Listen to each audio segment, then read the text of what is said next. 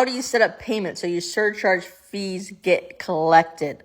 That's what this gentleman is asking about. Make sure you follow me so you can learn about the ATM business, passive income, financial freedom, wealth creation, and entrepreneurship. So the way you make sure not only you get your surcharge fees collected, but you also get the cash that people take out of your ATM, right? Because remember that you're making your profits off of the surcharge fees, but you're also getting reimbursed the money people withdraw from the machine, right? So the way that you get that money back and you get your surcharge fees is in the very beginning, you set up paperwork with your ISO slash processor, right? And then they fill in your banking info.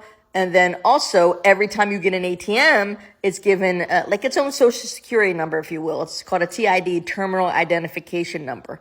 And then you program it, right? You program it you give it its terminal ID number. You program it with the master keys that your ISO gave you. Excuse me. I'm sorry, I'm eating dinner. Pickleball again today. Third place in mixed.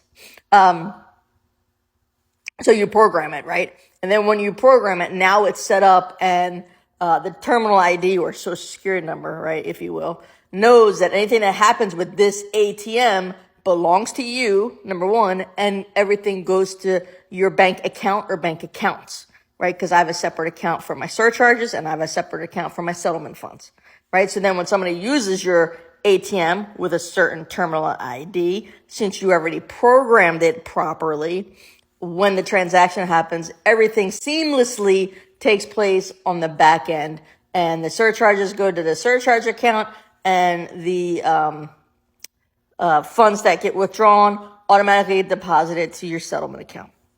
Hopefully that makes sense. It might be a little bit confusing if you're new to the ATM business. Any other questions, just drop them below. Don't forget to like, save, and share this. May you live happily off of passive income.